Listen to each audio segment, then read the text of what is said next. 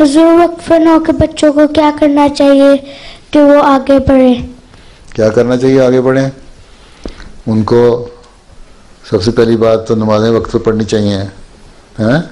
7 साल के बाद नमाज़ें पढ़ने की आदत डाल देनी चाहिए। 10 साल की उम्र में फ़र्ज़ हो जाती हैं, कोई नमाज छोड़नी नहीं चाहिए जिनकी 10 साल उम्र हो गई है उनकी।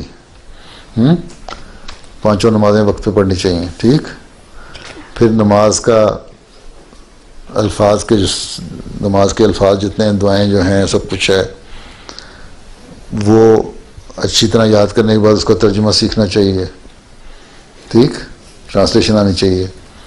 फिर कुरान शरीफ बाकायदा पढ़ना चाहिए हैं, और कुरान शरीफ को भी आहिस्ता आहिस्ता तर्जुमा सीखने की कोशिश करनी चाहिए, ठीक।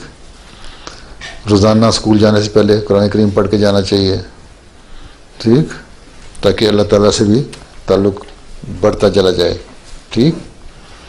नेकी की बातें करने की तौफीक ज़्यादा मिले हैं। फिर माँ बाप, बहन भाई, बड़े जो हैं अच्छी नसीहत जो करते हैं, इजलासों में बैठ के नसीहतें सुनते हो, उनको अमल करना चाहिए, ठीक, ठीक है।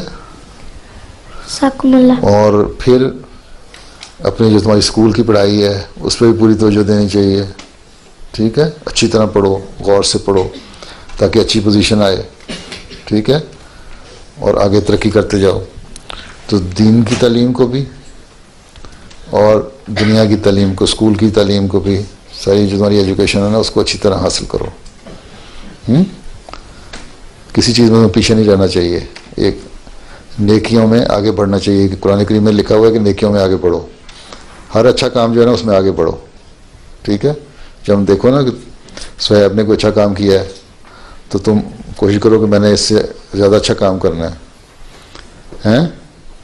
जब कवीम तुम्हें देखता है कि तुमने कोई अच्छा काम किया है, स्वयं को देख के, तो वो इस तुम्हारे से भी ज़्यादा अच्छा काम करने, फिर और अच्छा काम करे। हर एक बुराइयों में बढ़ने के बजाय ना नेकियों में आगे बढ़ो एक दूसरे से, फिर तुम लोग अच्छे वक्फे नौ बनोगे।